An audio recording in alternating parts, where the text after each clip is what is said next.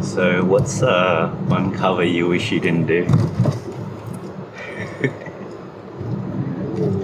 Bang, bang into the room. Bang, bang all over you. What is it? Bang, bang into the room. I know you wanna bang, bang all over you. Won't let you have it. Wait a minute, let me take you there. Wait a minute, tell ya. Hey, hey, hey. That's so funny. We only realised what it meant afterwards and we just had to go with it. I know you wanna back seat of my car. I was so horrified.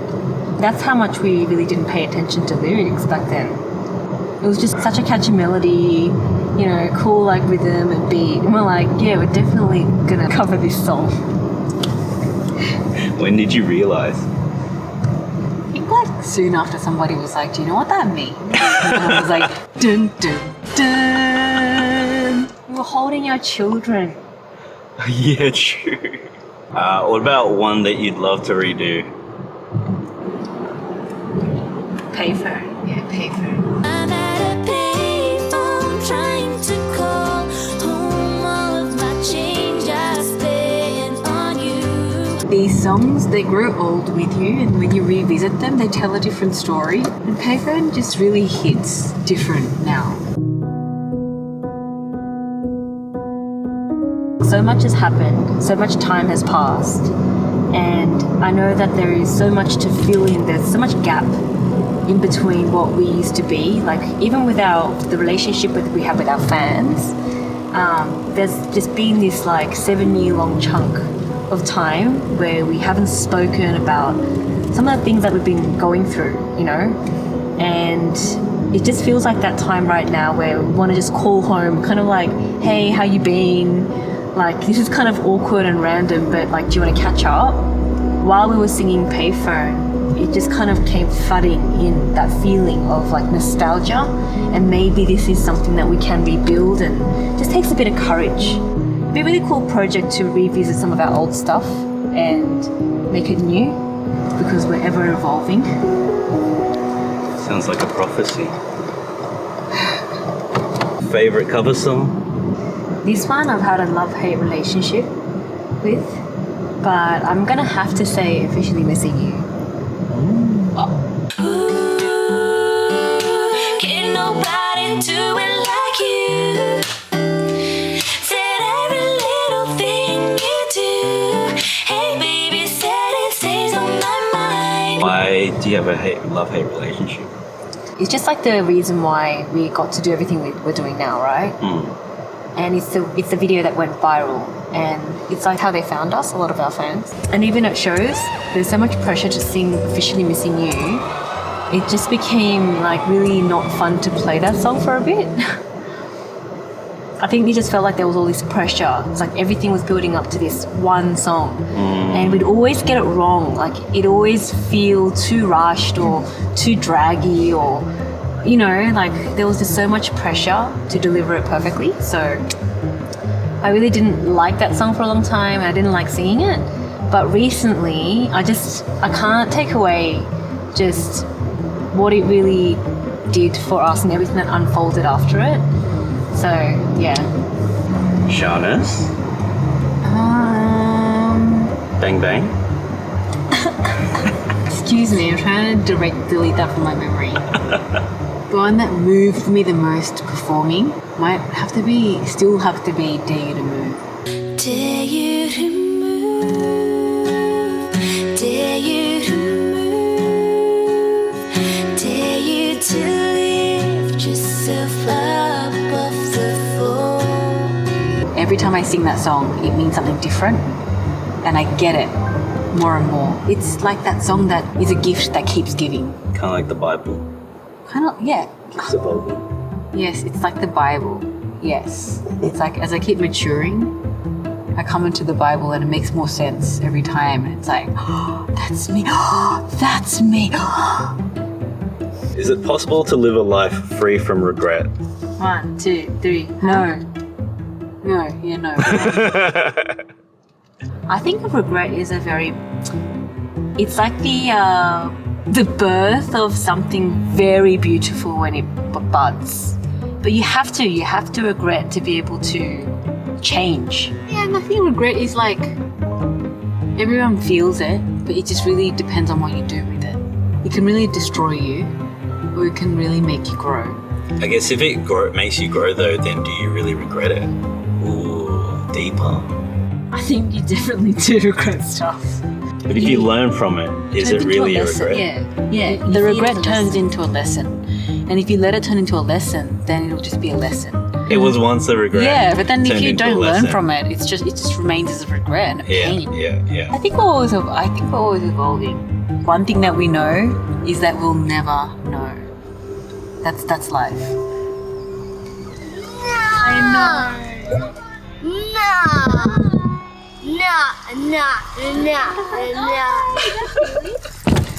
What? Hi, Connor. Close the trunk. I want to surprise Shane. Sup, Connor? I almost call you Shane. Hi, Shane. Oh, wait. Hello. Get in.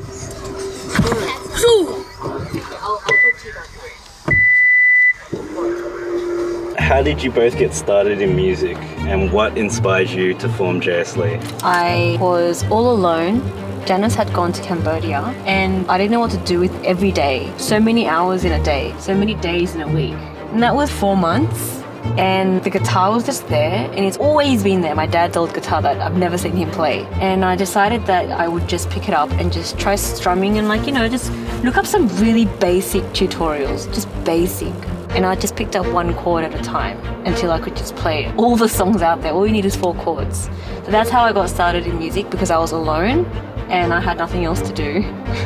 Me too. When I was separated with Sonia and at Cambodia, watching these kids at the orphanage playing the keyboard, and they made it look really fun and easy. And I was like, I could do that. So I went and bought one at the markets and I started playing. And then Sonia rocked up with her guitar. You guys were like, let's start Jayesslee. Jayesslee was just a username for our YouTube. We weren't going to be creators or anything. We just made an account and every other name was taken. And so we ended up by spelling out our initials. It's like, surely this isn't taken. And it definitely wasn't taken. And we just decided to upload a video of us singing one day, because at the time people were calling us around to do special item songs at church and at events and stuff. We were kind of already doing it, so we're like, why not just record it and put it up? And everything kind of just fell into place without the intention of ever becoming YouTubers. We found a hobby, something that we love doing, and we could do it together, complement each other and feel brave together and achieve stuff together and then go yes together. Like, that was cool. Is this your playlist, Shane? What's your favorite song? Next. Bye. Let's listen to it. Bye. Bye. If you scroll down, you can wait. Scroll down and you find it. I don't wanna be a fool for you. You were too. You may hate me, but it ain't no lie.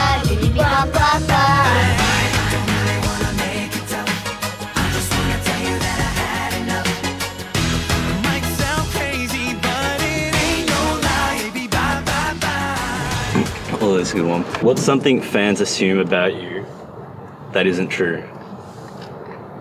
It's the most liked comment on Birds of a Feather.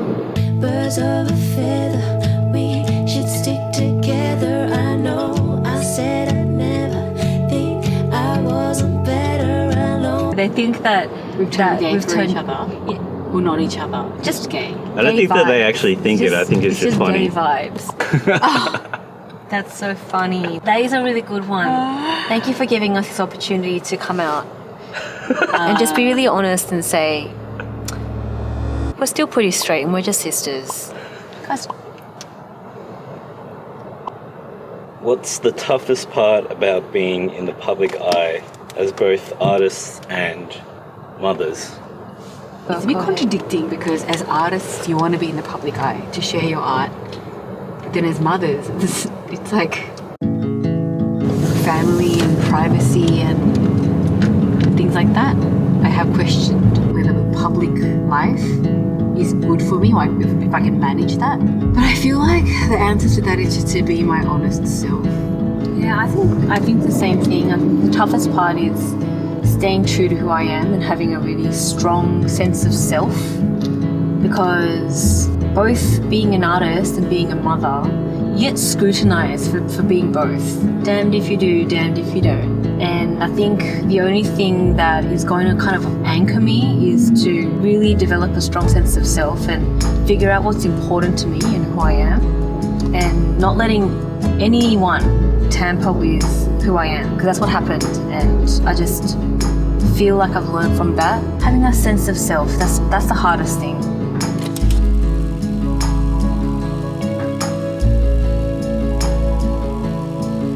How do you handle negative comments or criticism, especially on social media? I think negative comments really affect me if my sense of self is compromised. So it's within me. So I think allowing it to slide off of me if it's something that doesn't serve me or it doesn't help me to become a better person. Of course, people are not going to agree with everything that I do and say. I've done some really bad things. I'm not a perfect human. If I can accept that about myself, then it shouldn't really offend me, I guess. They could be right. They could be right. Could be wrong. They could be wrong. They could be wrong. But that's the easy way to think, right? They could be right. So it's also about like, even if it's true, even if it's right, even if everyone thinks that of you, what's most important is what you think of you. Yeah. Yeah, that's what's most important.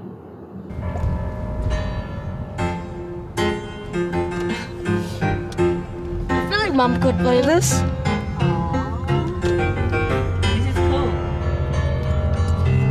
She did. I was trying to practice playing this. This? Yeah, How you going? terrible. I really had to stop. That's alright. No, I'm Just gonna keep try. practicing, you get it. I reckon you could do this. But I'm trying to get up to this part so they. Alright, this part will be sick. How's your relationship with sisters changed over the years through your musical journey? I love her now. I love her. Frenemies. Frenemies. She's really become my best friend. Like sometimes she's my enemy. Okay? But that feeling of like, we'll never lose each other now. Back then, every fight we're like, I'm gonna lose her. She's gonna lose me. Like we've never been able to address the tension between us or things that really like trigger our ego, you know?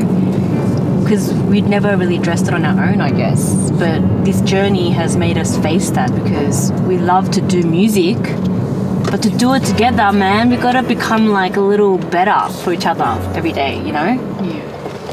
So this is what we have now. And it's really nice. I know what Jesus rescued me from. Let's just say that. And I don't want to look back. But it's not because she was bad. It's because I was bad. Like I couldn't let go of stuff. I couldn't forgive. I had to hold a grudge. I had to calculate all the stuff and, you know, had to make sure it was equal and like my ego. We can't do this with our egos up. Like we'll never make it through. But there are moments when like our egos are down. There's no pride. And we just hear the music and let the magic happen for what it is. And we get chills. And we're like, this is it. This is it. This is sacred. We don't get it all the time. Another song. Come on, another song.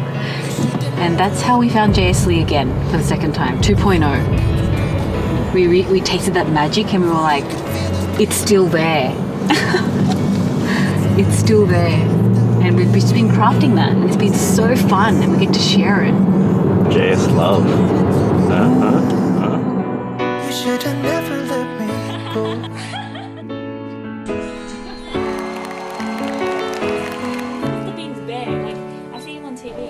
You should have never let me go.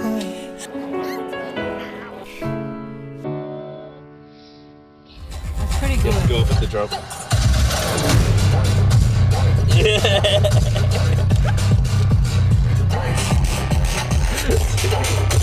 That's pretty good, Ken. Alright, this is a present that my friend Marcus gave me.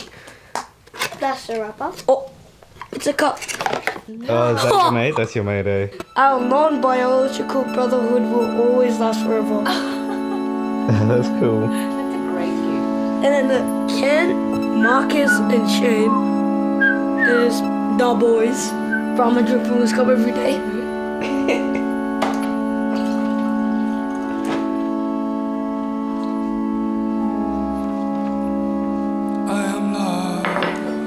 Tastes better, huh? The water's purer. Love, peace, joy, hope. Not because we're better, but because we understand what it means to need those things in life. Whether you're like a really struggling single parent or somebody who is lost in life and doesn't know where they're going, somebody who's grieving, or somebody who's made mistakes, anyone who's felt like they've just really failed in life, it's not the end, you know. Life goes on and the story is still being written, so we just want to get back up and keep doing what we really love, and let's do that together. If anyone out there is feeling the same thing, hope you can feel that energy from us, the love and the hope and the peace that we want to share. I guess that's the main message. Love, joy, peace, hope. Keep going. We're supporting you. Love you guys. Bye.